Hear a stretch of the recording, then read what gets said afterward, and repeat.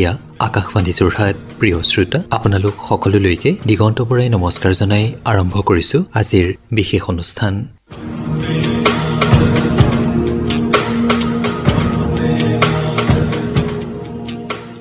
অসহযোগ আন্দোলন আছিল মহাত্মা গান্ধীৰ নেতৃত্বত ভাৰতৰ স্বাধীনতা আন্দোলনৰ এক গুৰুত্ব অংশ। এই আন্দোলনৰ মুখ্য উদ্দেশ্য আছিল ব্ৰিটিছ চৰকাৰক অসহযোগিতা কৰা আৰু ভাৰতৰ বাবে স্বৰাজ লাভ কৰা। সমগ্ৰ ভাৰতবৰ্ষৰ লগতে অসমতো এই আন্দোলনে যথেষ্ট জনপ্ৰিয়তা লাভ কৰিছিল। স্থানীয় লোকসকলে বিদেশী বস্তু বৰ্জন কৰিছিল, চৰকাৰী চাকৰি এৰিছিল আৰু আদালত বৰ্জন কৰিছিল। অসমৰ নেতাসকলে এই আন্দোলনত সক্ৰিয়ভাৱে অংশ লৈছিল। অসহযোগ আন্দোলনে ভাৰতীয়সকলক একত্ৰিত কৰিছিল আৰু তেওঁলোকৰ মাজত জাতীয়তাবাদী চেতনা জগাই তুলিছিল। এই আন্দোলনে ব্ৰিটিছ চৰকাৰক যথেষ্ট অস্থিৰ কৰি তুলিছিল আৰু তেওঁলোকৰ শাসনৰ ওপৰত একে ডাঙৰ প্ৰশ্ন উত্থাপন কৰিছিল। এই আন্দোলনৰ ফলত বহুতো লোকে স্বাধীনতা সংগ্ৰামত যোগদান কৰিছিল আৰু ইয়াৰ ফলস্বৰূপে ভাৰতৰ স্বাধীনতা আন্দোলন অধিক শক্তিশালী হৈছিল। আমি বিপ্লৱ পথলৈ আগুৱাম, আমি বিপ্লৱ পথলৈ আগুৱাম, বিপ্লৱ পথৰে যাত্ৰী আমি, সৰ্বহাৰাৰ মুক্তিকামী, সৰ্বহাৰাৰ মুক্তিকামী, বিজয়ৰ জয় গান গাই যাম। আমি বিপ্লৱ পথলৈ আগুৱাম, আমি বিপ্লৱ পথলৈ আগুৱাম। প্ৰিয় শ্ৰোতা, আমি সকলোৱে জানো একে দীঘলীয়া সংগ্ৰামৰ পাছতে ভাৰতবৰ্ষই 1947 চনৰ 15 আগষ্টত স্বাধীনতা লাভ কৰিবলৈ সক্ষম হ'ল আৰু এই বৰ্ষৰ স্বাধীনতা দিৱস সমাগত। এই দিৱসৰ সৈতে সংগতি ৰাখি এতিয়া আলোচনা আমি আগবঢ়াবলৈ লৈছোঁ। আজিৰ আলোচনাত বিশেষকৈ আমি আলোচনা কৰিম অসহযোগ আন্দোলনত অসমৰ ভূমিকাৰ বিষয়ত। লগতে আমি ভাৰতৰ স্বাধীনতা আন্দোলনৰ বিষয়তো কিছু কথা আলোচনা কৰিম। আজিৰ আলোচনাটিত সমল ব্যক্তি হিচাপে আমাৰ মাজত উপস্থিত আছে ধুবুৰীৰ ভোলানাথ মহাবিদ্যালয়ৰ ইতিহাস বিভাগৰ সহকাৰী অধ্যাপক ভৃগুমণি নাথ।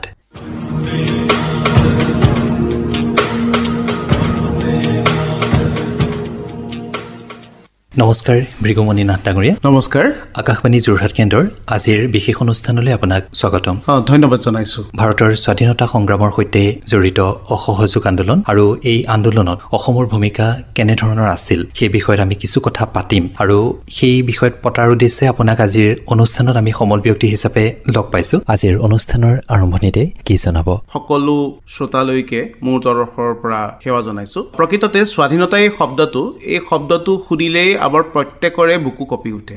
নিশ্চয় আচলতে গৌৰৱশালী আমি ভাৰতবাসী যে আমাক পৰাধীনতাৰ যি শিকলি আছিলে সেই শিকলিৰ পৰা মুক্ত কৰি আমাক স্বাধীনতাৰ সোৱাদ দিবলৈ বহু স্বাধীনতা কৰ্মীৰ ত্যাগ আছিলে আৰু সেই ত্যাগৰ বিনিময়তে আমি 1947 চনৰ 15 আগষ্টত গৰ্বেৰে স্বাধীন হ'বলৈ সুযোগ পালোঁ। নিশ্চয় প্ৰকৃততে ইউৰোপীয় যিবিলাক বণিক গোষ্ঠী আছিলে সেই বণিক গোষ্ঠীসমূহে ভাৰতবৰ্ষত উপনিৱেশ স্থাপনৰ কাৰণে অহৰহ চেষ্টা কৰি আছিলে আৰু বহু বণিক গোষ্ঠী তেনেকুৱা আছিলে যেনেকৈ দাস বা ওলন্দাজবিলাক আছিলে, ফৰাচীবিলাক আহিছিলে, পৰ্তুগীজবিলাক আহিছিলে। আচলতে পৰ্তুগীজবিলাক প্ৰথমতে আহিছিলে, কিন্তু তেওঁলোকে ভাৰতবৰ্ষত এখন ৰাজনৈতিকভাৱে সবল উপনিৱেশ স্থাপন কৰিবলৈ সক্ষম নহ'ল। কিন্তু ব্ৰিটিছ ইষ্ট ইণ্ডিয়া কোম্পানীয়ে এই ক্ষেত্ৰত সফলতা অৰ্জন কৰিলে, কাৰণ ব্ৰিটিছ ইষ্ট ইণ্ডিয়া কোম্পানীৰ যি কূটকৌশল আছিলে, মই এইখিনিতে কূটকৌশল বুলিয়েই কৈছোঁ, কাৰণ ভাৰতৰ দৰে এখন ৰাষ্ট্ৰ, এখন বহুধা বিভক্ত ৰাষ্ট্ৰক তেওঁলোকে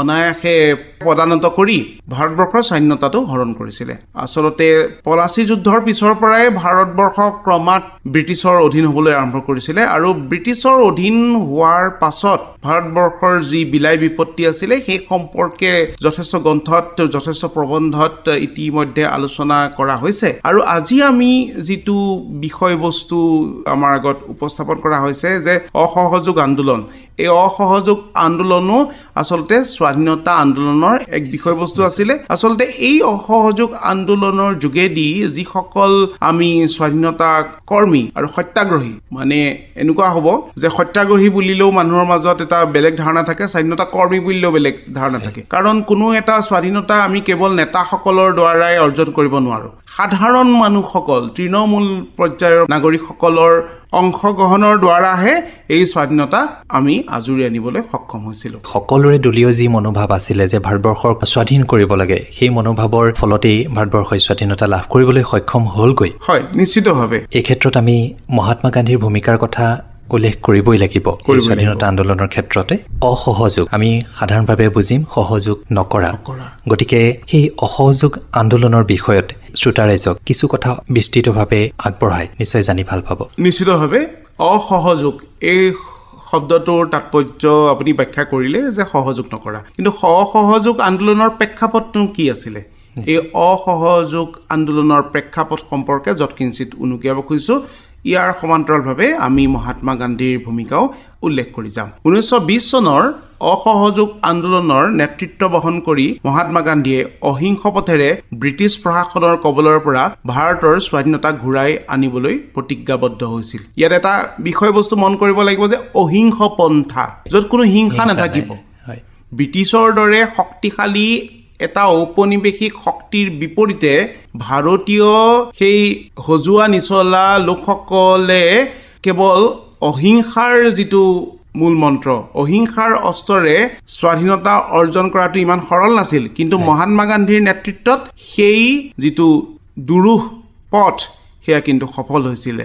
এতিয়া কথাটো এনেকুৱা আছিলে যে অসহযোগ আন্দোলনৰ যদি আমি প্ৰেক্ষাপট বিশ্লেষণ কৰোঁ তেতিয়া আমি দেখিম যে ভাৰতবাসীৰ মাজত জাগ্ৰত হোৱা জাতীয় চেতনাৰ মষিমূৰ কৰাৰ অভিপ্ৰায়েৰে ব্ৰিটিছ চৰকাৰে ছাৰ চিডলি ৰাওলাটৰ নেতৃত্বত এখন কমিটি গঠন কৰি স্বাধীনতাৰ যি অধিকাৰ সেয়া খৰ্ব কৰাৰ এক আঁচনি প্ৰস্তুত কৰিছিলে।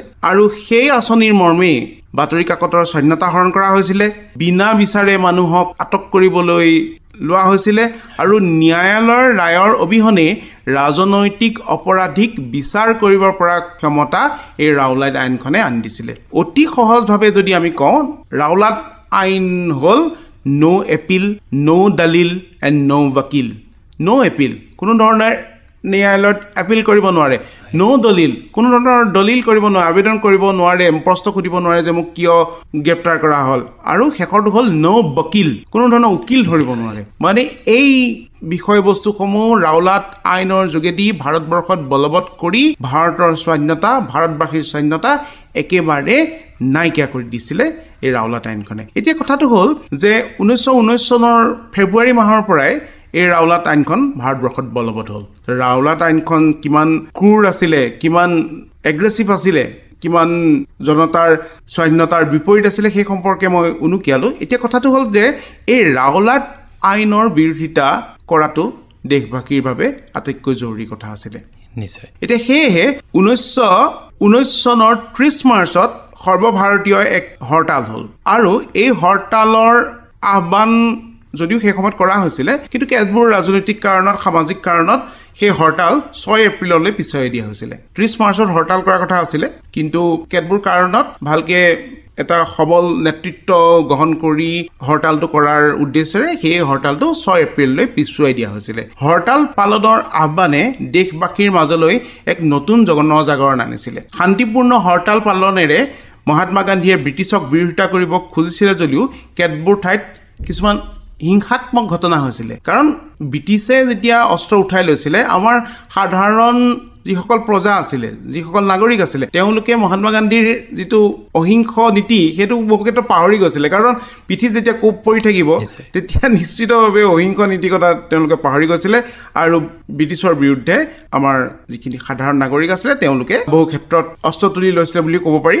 আৰু পঞ্জাৱত এই পৰিস্থিতিটো আটাইতকৈ উত্তেজনাপূৰ্ণ হৈ উঠিছিলে। কিন্তু আমি কথাটো ক'ব পাৰোঁ যে 30 মাৰ্চ আৰু 6 এপ্ৰিলত পঞ্জাৱত শান্তিপূৰ্ণভাৱে আন্দোলন চলিছিল যদিও 9 এপ্ৰিলৰ দিনা তাৰ যি স্থানীয় প্ৰশাসন আছিলে, সেই স্থানীয় প্ৰশাসনে পঞ্জাৱৰ দুজন আগশাৰীৰ নেতা ডাক্তৰ ছাইফুদ্দিন কিচলু আৰু ডাক্তৰ সত্যপালক গ্ৰেপ্তাৰ কৰাত পঞ্জাৱৰ সামগ্ৰিক পৰিস্থিতি অশান্ত হৈ উঠিছিলে। আৰু স্থানীয় লোকসকলে এই দুইজন নেতাক মুকলি কৰি দিয়াৰ দাবীত পঞ্জাৱৰ বিভিন্ন ঠাইত আন্দোলন আৰম্ভ কৰি দিলে, যাৰ ফলত পঞ্জাৱৰ গভৰ্ণৰ, সেই সময় গভৰ্ণৰ আছিলে মাইকেল অ' ডায়াৰ, তেওঁ এক নিৰ্দেশনা দিলে যে কোনো ধৰণৰ সভা সমিতি, ধৰ্ণা পঞ্জাবত অনুষ্ঠিত কৰিব নোৱাৰিব। কিন্তু ডায়াৰৰ এই নিৰ্দেশ ভালদৰে নাজানি 13 এপ্ৰিলৰ দিনা অমৃতসৰৰ জালিয়ানাৱালা বাগত এখন প্ৰতিবাদী সভা আহ্বান কৰা হৈছিলে আৰু সেই প্ৰতিবাদী সভাতে ব্ৰিগেডিয়াৰ জেনেৰেল ডায়াৰে নিৰস্ত্ৰ লোকসকলৰ ওপৰত গুলীবৰ্ষণ কৰিছিলে।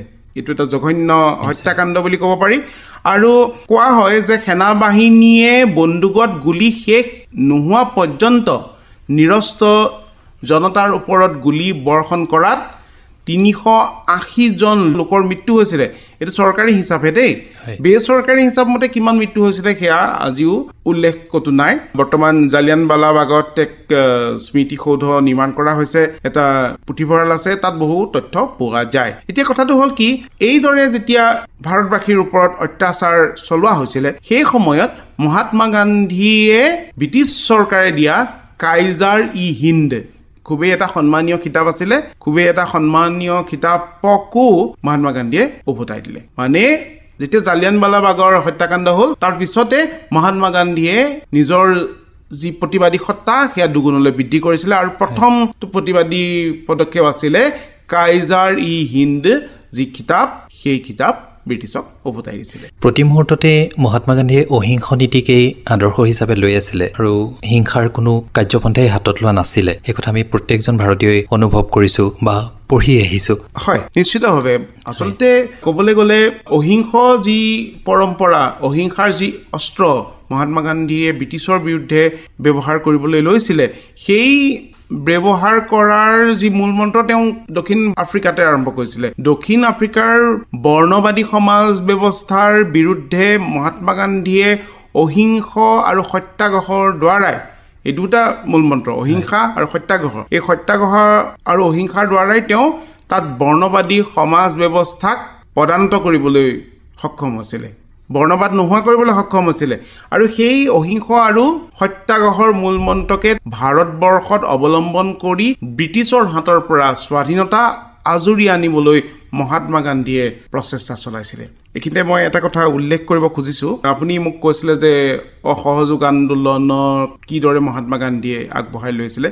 এইখিনিতে অসহযোগ আন্দোলনৰ যিটো বীজ, সেই বীজটো ৰোপণ হোৱাৰ সমান্তৰালভাৱে এটা নতুন আন্দোলন আৰম্ভ হৈছিলে বিশ্বৰ প্ৰেক্ষাপটত। সেইটো হ'ল খিলাফত আন্দোলন। খিলাফত এটা হিন্দী শব্দ।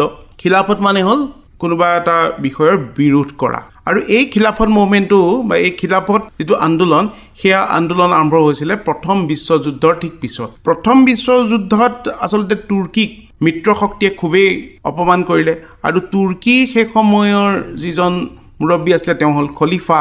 খলিফা হ'ল মুছলমান লোকসকলৰ ধৰ্মগুৰু আৰু মুছলমান লোকসকলৰ ধৰ্মগুৰুক যেতিয়া মিত্ৰ শক্তিয়ে বাৰম্বাৰ অৱহেলা কৰিছে, তেওঁ সমগ্ৰ বিশ্বৰে মুছলমান সমাজ মিত্ৰ শক্তি, বিশেষকৈ ইংলেণ্ডৰ বিৰোধী হৈ পৰিছিলে আৰু সেই বিৰোধিতা ভাৰততো আৰম্ভ হৈছিলে। আৰু মহাত্মা গান্ধীয়ে সেই বিৰোধিতাৰ পৰা হিন্দু আৰু মুছলমানসকলৰ মাজত ৰাজনৈতিক একতা বৃদ্ধি কৰিবলৈ আৰম্ভ কৰিছিলে। মানে ৰাজনৈতিক যিটো বিভাজন ব্ৰিটিছে হিন্দু আৰু মুছলমানসকলৰ মাজত আৰম্ভ কৰিছিলে, সেই ৰাজনৈতিক বিভাজনক একতালৈ পৰিৱৰ্তন কৰাত খিলাফত আন্দোলন আৰু অসহযোগ আন্দোলনৰ এক বিশিষ্ট ভূমিকা আছিল। আৰু সেই একতাৰ সেই সময়ত প্ৰয়োজনীয়তা আছিল নিশ্চিতভাৱে। কাৰণ বংগভংগ হৈছিলে 1905 চনত। বংগভংগৰ ঠিক পাছতে 1906 চনত মুছলিম লীগৰ প্ৰতিষ্ঠা হৈছিলে।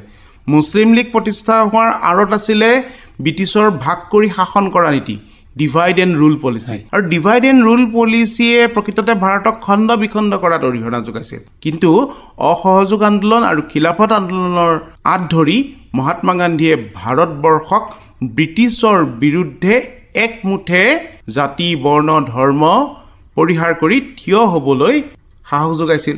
গতিকে মহাত্মা গান্ধীৰ যি ৰাজনৈতিক পৰিপক্কতা, সেই ৰাজনৈতিক পৰিপক্কতা অসহযোগ আন্দোলনৰ যোগেদি প্ৰকাশ পাইছে। গতিকে যেতিয়াই ভাৰতৰ স্বাধীনতা আন্দোলনৰ কথা আলোচনা হয় আৰু মহাত্মা গান্ধীৰ নাম সকলোৱে লয়, আৰু আপুনি কথাৰ প্ৰসংগত উল্লেখ কৰি থৈ গৈছিলে জালিয়ানৱালাবাগৰ যি হত্যাকাণ্ড, সেই হত্যাকাণ্ডৰ কথা আৰু ইতিহাসৰ পাতত এক উল্লেখযোগ্য ঘটনা সেয়া। আৰু অনুষ্ঠানৰ আৰম্ভণিতে আমি উল্লেখ কৰিছিলোঁ যে অসহযোগ আন্দোলনত অসমৰ যি ভূমিকা আছিল সেই বিষয়ত কিছু কথা আলোচনা কৰাৰ বিষয়ত। সেই অসহযোগ আন্দোলন আৰু অসম, এই বিষয়ত আপুনি কি উল্লেখ কৰিব বিচাৰিব? অসহযোগ আন্দোলন আৰু অসম এই ক্ষেত্ৰত আমি আলোচনা কৰাৰ পূৰ্বে এটা কথা উল্লেখ কৰি লওঁ যে 1920 চনৰ ফেব্ৰুৱাৰী মাহত মৌলানা আবুল কালামৰ পৌৰোহিত্যত কলিকতাত অনুষ্ঠিত খিলাফত সন্মিলনত সেই বছৰৰে 1 আগষ্টৰ পৰা অসহযোগ আন্দোলন সমগ্ৰ ভাৰতবৰ্ষতে চলাবলৈ থিৰাং কৰা হ'ল। অসহযোগ আন্দোলনৰ যিকেইটা মূল কাৰ্যসূচী সেইকেইটা আমি আলোচনা কৰোঁ।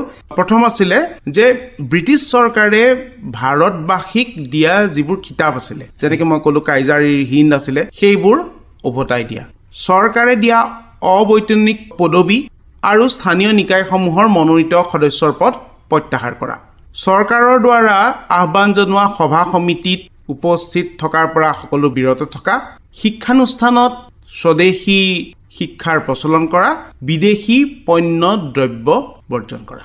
এইকেইটা আছিলে অসহযোগ আন্দোলনৰ মূল কাৰ্যসূচী। এতিয়া এই অসহযোগ আন্দোলনে প্ৰথমৰ পৰাই গণসমৰ্থন লাভ কৰিছিলে। সকলোৰে মাজত অসহযোগ আন্দোলন খুবেই জনপ্ৰিয় হৈছিলে আৰু সেই অসহযোগ আন্দোলনক মহাত্মা গান্ধীয়ে আগবঢ়াই নিছে বুলি আমি বাৰে বাৰে উল্লেখ কৰিছোঁ। কিন্তু এই অসহযোগ আন্দোলনৰ সন্মুখৰ পৰা নেতৃত্ব বহন কৰিছিলে চিত্তৰঞ্জন দাস, মতিলাল নেহেৰু, চৰ্দাৰ বল্লভ ভাই পেটেল, ৰাজেন্দ্ৰ প্ৰসাদ আদি যিসকল নেতাকৰ্মী আছিলে তেওঁলোকে জাতীয় শিক্ষানুষ্ঠান খোলাত বিশেষভাৱে গুৰুত্ব দিছিলে। কাশী, গুজৰাট, বিহাৰত বহুতো জাতীয় শিক্ষানুষ্ঠান আৰম্ভ হৈছিলে। এতিয়া আমি আহোঁ অসমৰ প্ৰসংগলৈ। অসমতো অসহযোগ আন্দোলনৰ প্ৰভাৱ বাৰুকৈ পৰিছিল। প্ৰথম অৱস্থাত ব্ৰহ্মপুত্ৰ আৰু সুৰমা উপত্যকাত খিলাফত আন্দোলনৰ আঁত ধৰি আন্দোলন প্ৰবলভাৱে আৰম্ভ হৈছিলে। মই কৈছোঁ যে খিলাফত আৰু অসহযোগ দুয়োটা একেটা মুদ্ৰাৰে ইপিঠি সিপিঠি।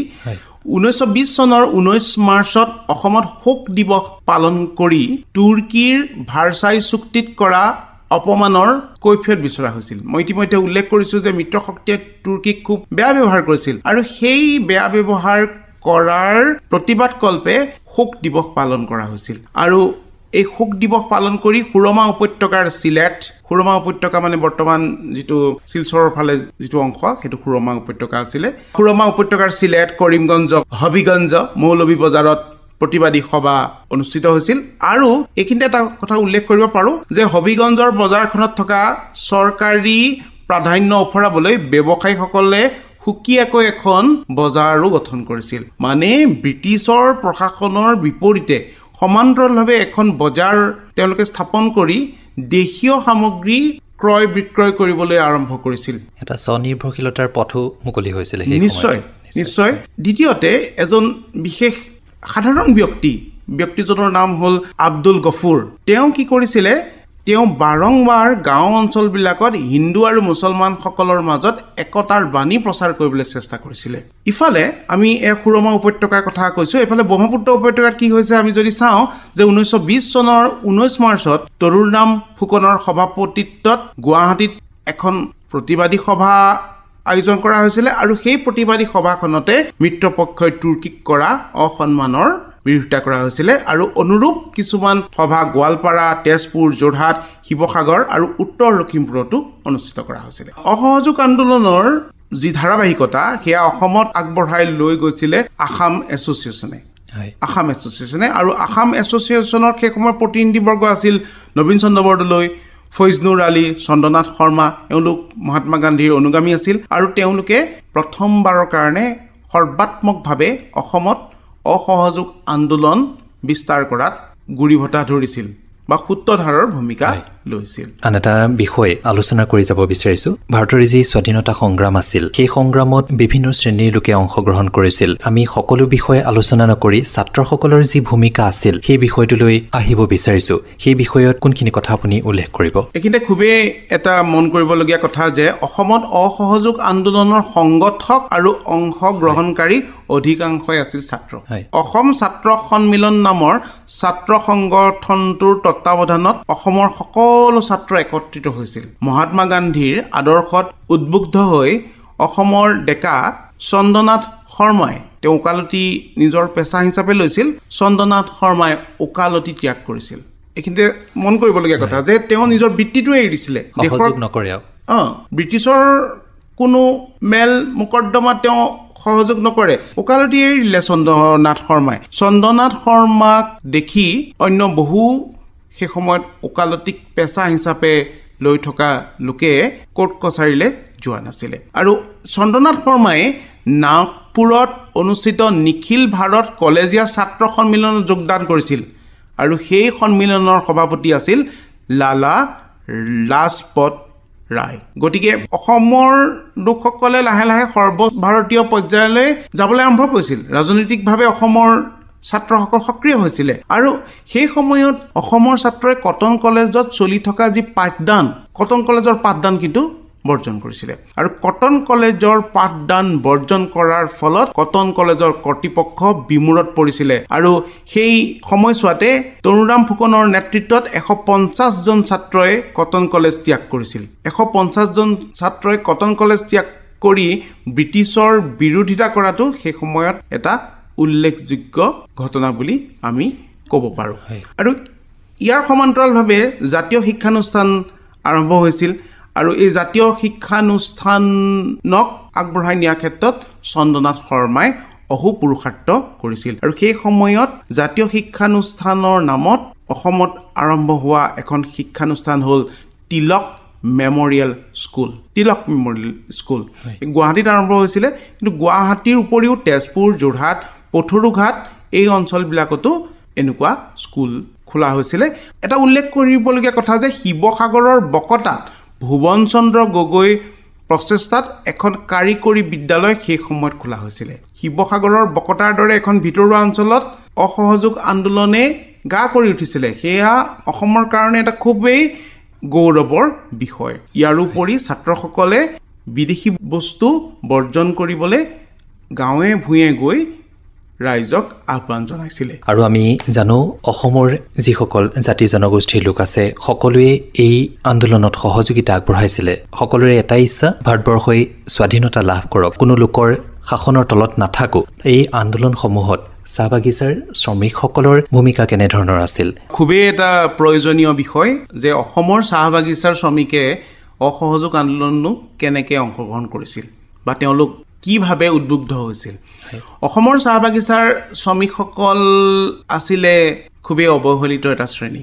অৱহেলিত বুলি এইকাৰণেই কৈছোঁ যে সমসাময়িক প্ৰেক্ষাপটত তেওঁলোকে হাড় ভঙা শ্ৰম কৰিছিলে, কিন্তু কম মজুৰি পাইছিলে। যিখিনি পুঁজিপতি শ্ৰেণী আছিলে ব্ৰিটিছৰ তত্বাৱধানত, সেই শ্ৰেণীবিলাকে তেওঁলোকক অহৰহ শোষণ কৰিছিলে। কিন্তু মহাত্মা গান্ধীৰ যেতিয়া ৰাজনৈতিকভাৱে উত্থান হ'ল, তেওঁ শ্ৰমিকসকলৰ কাণতো পৰিলে যে এজন ব্যক্তি আহিছে যিজনে আমাক ব্ৰিটিছৰ এই শোষণৰ পৰা মুক্ত কৰিব।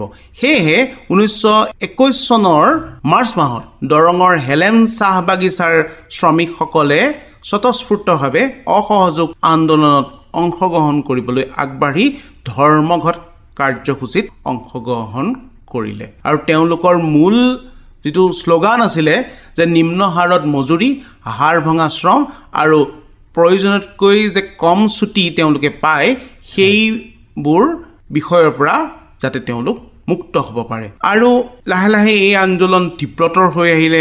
ওচৰ চুবুৰীয়া যিবোৰ বাগান আছিলে সেই বাগানবিলাকলৈও এই আন্দোলনৰ গতি ধাবিত হ'ল। আৰু অসহযোগ আন্দোলনৰ গতিয়ে আমাৰ শিৱসাগৰ জিলাৰ চন্তক চাহ বাগিচাটো প্ৰৱেশ কৰিছিলে। আৰু চন্তক চাহ বাগিচাৰ যিসকল শ্ৰমিক আছিলে ইমানেই উত্তেজিত হৈছিলে যে তেওঁলোকৰ ভয়ত ব্ৰিটিছ যিবোৰ বিষয়া আছিলে তেওঁলোকে চাহ বাগিচা এৰি পলাইছিলে। আৰু এই যে চাহ বাগিচাৰ শ্ৰমিকসকলে আন্দোলন কৰিছিলে, তেওঁলোকৰ মাত্ৰ এটাই লক্ষ্য আছিলে যে কিদৰে নিজকে স্বাধীন কৰিব পাৰি। গতিকে মই আগতেই কৈছোঁ যে স্বাধীনতা নামৰ এই শব্দটোৱে এটা মায়া লগা শব্দ।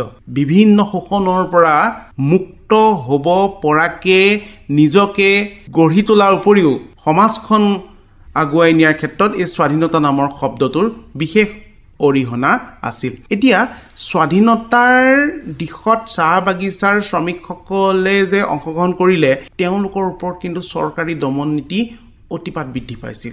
এতিয়া মই এটা সৰু উদাহৰণ দিব খুজিছোঁ। অসমত চাহ বনোৱাসকলৰ আন্দোলনৰ প্ৰসংগত আমি সুৰমা উপত্যকাৰ কথা উল্লেখ কৰিব পাৰোঁ যে সুৰমা উপত্যকাৰ 13খন চাহ বাগিচাৰ শ্ৰমিকে দৰমহা বৃদ্ধিৰ দাবীত 1922 চনৰ 22 মেত সৰ্বাত্মক ধৰ্মঘটত বহিছিল। কৰিমগঞ্জ মহকুমাৰ 9000 বনুৱাই 9000 সংখ্যাটো মন কৰিবলগীয়া 9000 বনুৱাই মহাত্মা গান্ধীৰ নামত জয়ধ্বনি দি চন্দ্ৰপুৰ ৰেল ষ্টেচনত সমবেত হৈছিল। শ্ৰমিকসকলৰ মূল উদ্দেশ্য আছিল পদ্মা নদী জাহাজেৰে পাৰ হৈ নিজৰ নিজৰ গৃহভূমিলৈ প্ৰত্যাৱৰ্তন কৰা। শ্ৰমিকসকলক স্থানীয় কংগ্ৰেছী স্বেচ্ছাসেৱকসকলে প্ৰত্যেক মুহূৰ্ততে বাট দেখুৱাই গৈছিল।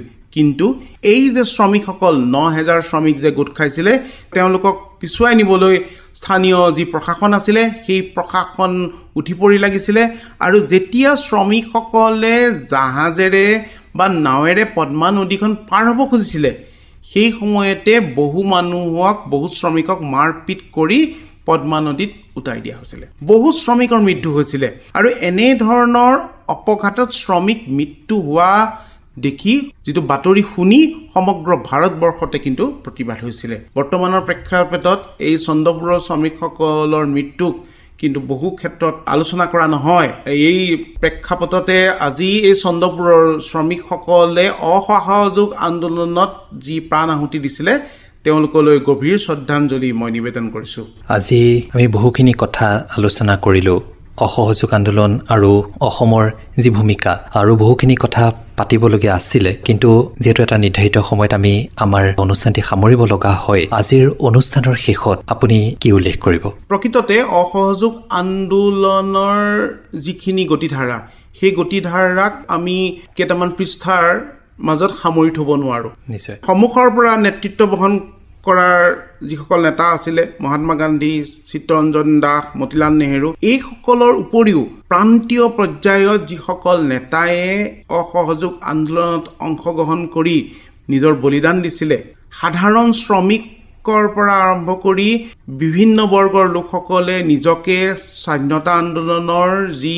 গতিধাৰা তাৰ লগত জড়িত হৈ দেশ মাতৃৰ সেৱাৰ কাৰণে আগবাঢ়ি আহিছিলে, সেয়াক আমাৰ দেশবাসীয়ে সদায় প্ৰণাম জনোৱা উচিত। নিশ্চয় ভাৰতৰ স্বাধীনতা আন্দোলনৰ যি সংগ্ৰাম সেয়া একে দীঘলীয়া আলোচনা হয়, কিন্তু তাৰ পৰা আমি আজি কিছু বিষয়হে আলোচনাৰ মাজলৈ আনিলোঁ। আৰু ব্যস্ততাৰ মাজতে আজি আলোচনাৰ বাবে আপুনি ইমানখিনি সময় দিলে আকাশবাণী যোৰহাট কেন্দ্ৰৰ তৰফৰ পৰা আপোনালৈ আন্তৰিকতাৰে ধন্যবাদ জনাইছোঁ।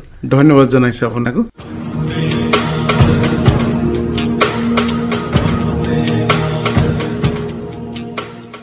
প্ৰিয় শ্ৰোতা, আজিৰ বিশেষ অনুষ্ঠানত আপোনালোকে অসহযোগ আন্দোলন আৰু এই আন্দোলনত অসমৰ ভূমিকাৰ বিষয়ত হোৱা আলোচনাটি শুনিলে। আজিৰ আলোচনাত সমল ব্যক্তি হিচাপে আমাৰ মাজত উপস্থিত আছিল ধুবুৰীৰ ভোলানাথ মহাবিদ্যালয়ৰ ইতিহাস বিভাগৰ সহকাৰী অধ্যাপক ভৃগুমণি নাথ। আজিৰ অনুষ্ঠানটিৰ প্ৰযোজনা বিশ্বজিৎ দাসৰ, অনুষ্ঠানটিৰ আঁত ধৰিলোঁ দিগন্ত বৰাই।